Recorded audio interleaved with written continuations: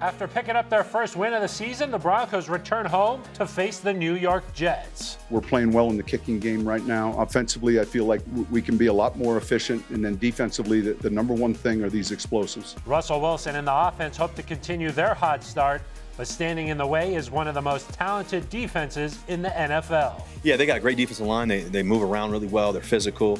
They know how to get to the quarterback. Nick Benito and Jonathan Cooper will have a more prominent role after Denver moved on from a veteran player this week. Whoever's out there on the field, he expects us to be, a playmaker, no matter if it's a guy that's, playing all the reps or a guy that's going in for one play. Broncos Weekend starts right now.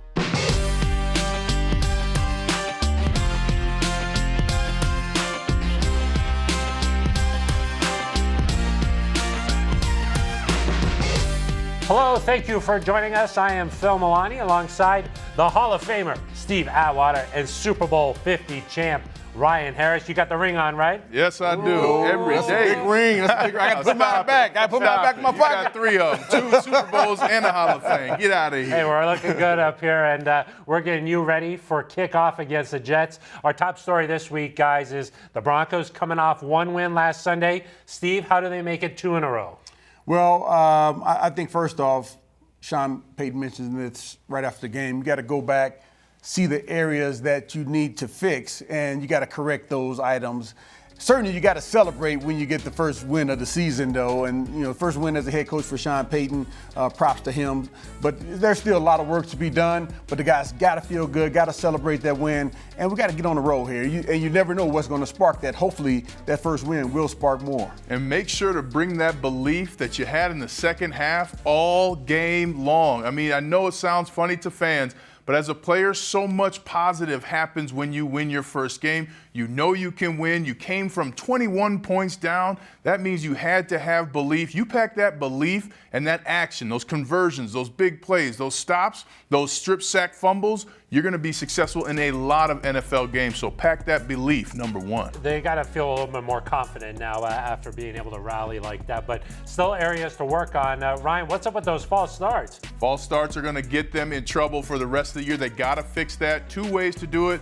Number one, through play calls, make it easier on the offensive line. Peyton Manning had a great system. We had no play half the time he was saying Omaha Blue go to make sure we wouldn't jump. So coaches have a role in that. And then for players, you have to focus on key moments. And one of the best ways to do it, and I hate to say it, Steve, is conditioning. You have to condition. Best coaches I had, when we had false start issues, we were running after practice, and that brings those false starts down pretty quickly. I bet it would. That's a trick, huh? Hey. What, Omaha didn't mean anything? Half the time, Omaha didn't mean anything because Peyton would put out a code word that meant no play. So if you jumped, he would say, what play are you running? So that's where coaches can really come in. You have to use the snap count in the NFL, especially on the road. I like to be on the teams that I play best on, and we had great offenses. We even had 3 snap counts on road games. Yes, you can do it with double cadence, or you can do it what we call the Tyson, bring your head up, twist it once, bring it down, and twist it again, and now all of a sudden you throw off the timing of that defense. The little details there. Russell Wilson, 3 touchdowns, 0 turnovers last week, but he says there's still plenty of room for improvement. I think the best thing we can do is continue to rise to the occasion, and continue to score touchdowns. That's part of the game. We want to light up the scoreboard when we can. I think we can be cleaner in some things, getting rid of some of the little ticky-tack penalties and stuff like that, just so we can stay on schedule. But even with those penalties, we've still converted. We still made first downs, a lot of those, especially in the last game and everything else. So, just staying on schedule, and I think we can do some great things on offense. And what we're watching for this week, guys, the play of Jonathan Cooper and Nick Benito. They had the big play, the strip sack return for a touchdown last week, and they've been playing so well that the Broncos decided to move on from Randy Gregory. Yeah, a bit surprising having a mid-season move like that. But, yeah, the young guys have been playing extremely well, bringing the noise, extremely explosive. I love the way that both Nick and Jonathan Cooper are playing. And to me, it was key. The key was how Nick Benito made those plays. On the big strip sack, he said he saw from the motion of the tight end in the play that he was coming to block him, so he widened his angle for the play action pass, made that strip sack. When you're seeing things real time and acting off of what you get information-wise, that's where elite performance gets unlocked. No wonder why Nick Bonitto had a great game. He is going to continue to play well if he's paying attention like that. Now the old guy in the room is Frank Clark. Does he have to change his role a little bit, just saying that, okay, now I'm the old guy in here? Yeah, well, I would say first thing Frank Clark needs to do is get healthy and continue to lead, because I know the younger guys lean on him for his expertise. He's been won a couple of Super Bowls. Yep. He's been a great player in this league. And so even though he may not be playing right now, he's going to be playing again. And again, the guys look up to him, be that resource for the younger guys. When coaches brought him in to be that leader as a two-time world champion, so they're looking for him to not only just lead in the room, show these guys how to work, right? You don't have to show up at practice on time. You can get there early. You can practice your pass rush moves. What is your pregame routine? What's your pregame meal that you're eating? I mean, these are all the things that young players need to be paying attention to when it comes to Frank Clark, a guy who is, again, third in NFL history in postseason sacks. Yeah, a good guy to learn from, just how he carries himself around the facility. Head coach Sean Payton explained the decision a little bit earlier this week. We just felt like these other guys were playing better. And, you know, that happens in this league. You know, we want the best players possible, and so, you know, there was a combination of things, but yeah, and those other guys stepped up and are, you know, we feel like they're playing better. In addition to getting pressure on Jets quarterback Zach Wilson, the Broncos defense will have its hands full with running back Breece Hall, who returns back to the scene of the crime where he tore his ACL here in Denver last year as a rookie. For more on our matchup of the game, here's Denver 7's Troy Rank. Okay, the Broncos defense is struggling. We realize that, and it's been a tough go basically the last 10 quarters. What made it easier in the fourth quarter? Did they finally turn the page? One of the things Coach Sean Payton talked about was getting a better fit in the run game. We saw that with that huge stop from Alex Singleton. That changed the momentum, and that made it a little easier for the secondary going forward in that pass defense. And so this week, the challenge is real. Breece Hall from the New York Jets. He is a fiber optics player in a dial-up world. He is fast. Last year, 4 carries, 72 yards against the Broncos, had a big 60-yard plus touchdown. Unfortunately, in that same game, he blew out his ACL, but he returned this season. First game of the year against the Bills, he goes over 100 yards, in part because he had an 83-yarder. Justin Simmons told me earlier in the week that Breece Hall speed looks exactly the same on film as it did a year ago. And this week already, Coach Robert Saleh of the Jets said Hall is no longer on a pitch count. That means you're going to probably see a steady diet of him to make life easier for Zach Wilson. So how do they slow him down? Listen, you just got to be better up front with DJ Jones, Jonathan Harris, those guys, and Zach Allen. They've got to get better push. Create better fits for the linebackers. And speaking of that, Josie Jewell should be back this week. He missed last week with a groin injury. He has missed in the rush defense. We could also see safety help that could help in terms of communication in that rush defense. Justin Simmons is practicing, so hopefully he's back. Maybe even P.J. Locke as a backup. So it looks like the Broncos are better suited to stop the run. And part of this, guys, let's be honest. You got to have fight. It's got to matter. This game, there's some emotion here because of what happened this summer. You have your former coach coming back and Nathaniel Hackett. Do you really want them to run on you and have their way with you? If you can make this Jets team one-dimensional, you are going to force turnovers from Zach Wilson. I get it. He had a good game. He's had one in his entire career. If you can make them one-dimensional, he will put the ball in danger. He will have multiple turnovers, and then the Broncos will have their first home win of the season. Troy, feeling confident there, huh, with the Zach Wilson turnovers. But, guys, stopping the run is going to be a priority for the Broncos this week. Yeah, 100% priority. And, you know, a couple of things that I know the defensive backs can do to help out in the run game is, one, know where your teammates are and know where you fit when you're going over pursuing the ball carrier. You got to know if you got a guy outside of you and a guy inside of you, you're going to be in the middle. No use of running outside of the blocker and having 2 guys outside of the blocker. I like to see that area improved. And then guys just, hey, stand on your feet, wrapping up and driving your legs through the ball carrier will help you to not miss as many tackles. The biggest thing for me when it comes to this defense, if you think it, do it. One of my favorite coaches and best coaches always said, you've been in the meetings. You know the game of football. If you think it, do it. And one thing I see with a lot of the missed tackles is too much hesitation. Just fire in there. Can't be thinking out there. Just play with speed and get after it. You get the thing done during practice, during the week. Yes. Once you get in the game, hey, it should be just natural reactions, yes. Well, it's time for us to take our first break. When we come back, we'll explain why Russell Wilson is due for another big game this Sunday, and we'll have our interview of the week. That's next on Broncos Weekend. In the AFC Championship, the challenge of facing the New York Jets was compounded by Mother Nature, as throughout the day, gusting winds would challenge even the tightest spirals. These defensive coordinators, they're in hog heaven. Denver's defense forced 6 turnovers and turned the game over to TD and his unrelenting offensive line.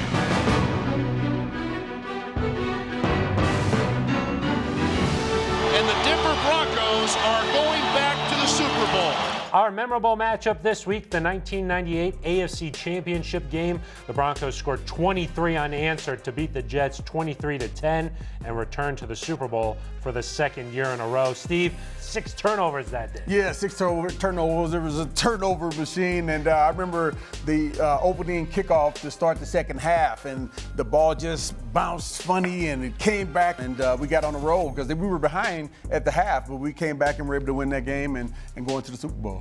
And now we're on to our key stat this week. Russell Wilson, 3-0 in his career against the Jets, throwing for 9 touchdowns and just 1 interception.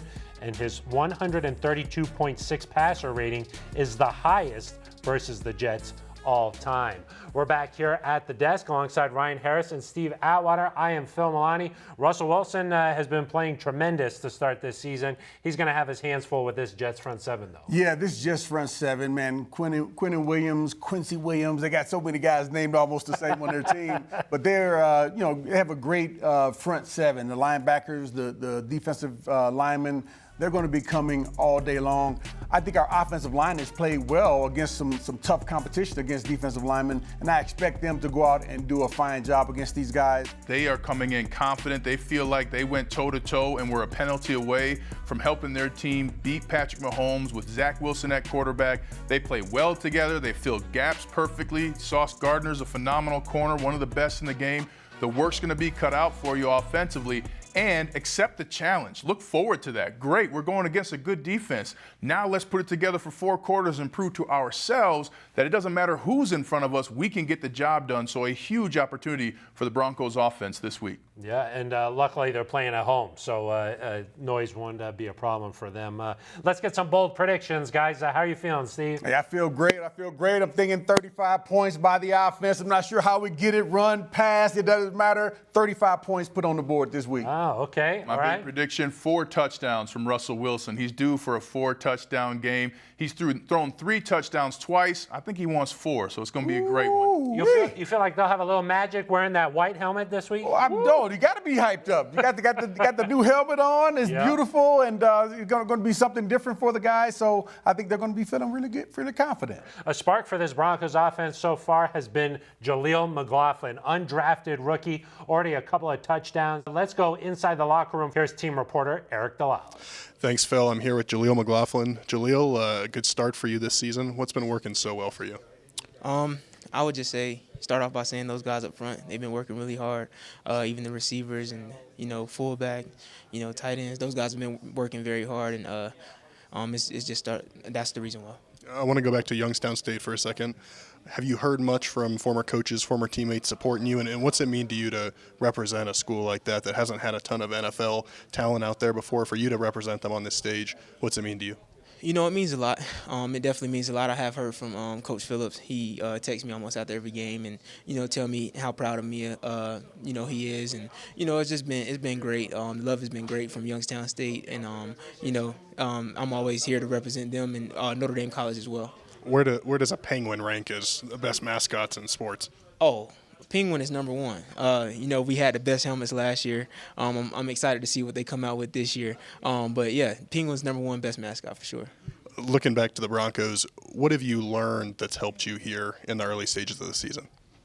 I learned that, you have to be, dedicated, locked in, focused every single day, every single play, because you want to give your 100%, and you don't want to let the person next to you down. I learned a lot about the brotherhood. Here we're family, and I'm definitely proud to be a Bronco. Coach Payton talked about you getting an expanded role potentially moving forward. How do you take advantage of that? I'm going to be, work as hard as I can to be ready. Whatever it takes to help this team win games, I'm all for it. So. Last one for you, Jaleel. Get a big win against the Bears. How do you continue that momentum this week? We got to come in with a focused mindset. The New York Jets, they're coming to play. And we're coming to play as well. So we have to come in with a focused mindset, grit, want to win. So we definitely come with that. Perfect. Thanks, Jaleel. Phil, we'll send it back to you. Thank you very much, Eric. Let's talk about this Broncos rushing attack. Just 95 yards per game. That's about 20th in the league. But all offseason, we thought this was going to be a run-first team. Yeah, we definitely thought it was going to be a run-first team. I still think that in the back of Sean Payton's mind, he wants to run the football. And I love that mentality because when you could run the football on a defense, it takes their will away over the course of a football game. And I don't think we've gotten away from that. And I think that before it's all said and done, that's exactly what this team will be. Run-first offense that's also able to be effective with passing the football. When you saw, too, when Jaleel McLaughlin got in there, the screen game opened up, the run game opened up. You also have to remember the situations this team has been in the first 4 games. You're not able to take some time, especially in the second half. You've been trying to come back and win a game. That lends to more throws. So if you can control the first and second quarter a little better, I think we'll see more runs. And it's just a symptom of not having the right runs at the right time. And in the games that you've been in, you've had to throw to try and win. If you get Jaleel out in space, watch out. Look out. Yeah, he's got that extra gear for sure. Well, it's time for our final break here on Broncos Weekend. When we come back, we'll have our fantasy pick for Sunday and also the keys to a Broncos victory. That's next on Broncos Weekend. Russell in the pocket, avoids pressure, climbs the pocket, throws wide open receiver. First down, Denver. Judy is free, and Judy's going to be spun to the turf inside the Chicago 25. I got big expectations for myself, but it could be better. Just gonna keep pushing through, and hopefully, get to where I need to go. Of course, I'm hungry. I'm a receiver. I always want to try to get in the end zone. So, I'm gonna just keep staying patient, and it's gonna happen sooner or later. We're back here on Broncos Weekend. We're going to do the fantasy focus at the desk today here, guys. And Jerry Jeudy still looking for his first touchdown this season, but maybe there'll be some opportunities this week. Yeah, I'm thinking that as well. I'm thinking that I almost gave that as my bold prediction that Jerry Jeudy is going to have his first 100-yard game of the season, but I decided to go a different route. Okay. But I definitely think that they're going to try to get Jerry Jeudy the ball. And it's my thought that playmakers, they love having the ball as frequently as possible. And although we did pass the ball around to, 11 different wide receivers the last game, 11 different receivers, we got to focus on our playmakers and getting them the ball a little bit more often. Just so, it's just like a basketball player who's your star basketball player and he only gets 2 or 3 shots a game. He may go into the tank and receivers I think are like that. They are a little bit sensitive for the, not all of them, but a little bit sensitive, and they got to be involved early. So I think Jerry Jeudy will be involved and could have a really big game. Well, I think, too, the important thing in Jerry Jeudy's performance last week, coaches who are new here this year saw how fast he is when he does catch the ball. And Steve's absolutely right. He's got to get more touches. Mims has to get more touches, too. I love spreading the ball out. It confuses the defense, and you have to do that in key situations. And Stephon Diggs, Justin Jefferson, those guys are going to have 9 to 13 catches a game. No receiver yet for the Broncos has really stepped up and claimed that space. You have to take that space in the NFL. Jerry Jeudy has an opportunity to do that against the Jets this week. He's had success against the Jets. Last year, 7 catches for 96 yards. A couple years before that, he had his first career touchdown in New York there, so he's had some success in the past. What do you expect? Because Sauce Gardner, he's one of the best cornerbacks in the league. league. How do you expect them to match up against the Broncos here? That's a good question. I mean, I'm not sure if Sauce will be on Cortland or if he'll be on Jerry Jeudy or if he'll be on Marvin Mims when he's in. It'll be interesting to see. But we know Sauce is one of the top 2 or 3 corners in the NFL right now, and he's going to be a challenge to throw the ball against. So wherever he is, he'll probably try to go the other way. Don't worry about Sauce Gardner and all the chains and all that stuff.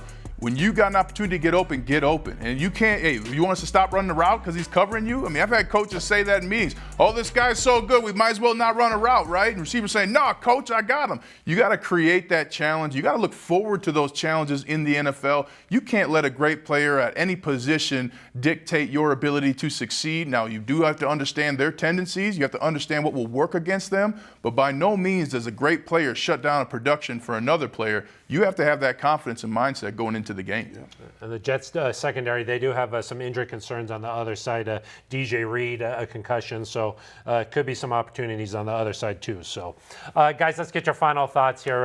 What's it going to take, Steve? Well, I would say on the defensive side of the ball, we got to continue the momentum that we started there right at the end of the game. We got to carry that over into this football game and have the confidence, the tenacity, the fight that we showed last week against the Bears. On the offensive side of the ball, guess what? We got to go in there with the mentality that each and every week we're going to score 30, 35 points. Yes. Regardless of who the opponent is, we got to say, and regardless of what the defense does, we got to score 30, 35 points every single week. And if we come out with that mentality, we come out there with that endurance, knowing that, hey, to put up 30, 35 points, we got to have the ball. We got to be effective. We got to be efficient. I think we'll get over the hump and score enough points to win this ball game. You got to stop the run defensively, and you're going against a quarterback who literally said out loud in a game he was seeing ghosts. Make him see ghosts again. Nick Bonito, Cooper, let's go. It's time to happen. Zach Allen, great time for a big game. Offensively, who are you? The challenge is to prove who you are. You can come back in a half. You can start a game well. You haven't put 4 quarters together. Who are you? Show us you can put 4 quarters of production together. You don't have to worry about how many points. You don't have to worry about the defense because it's all under your control.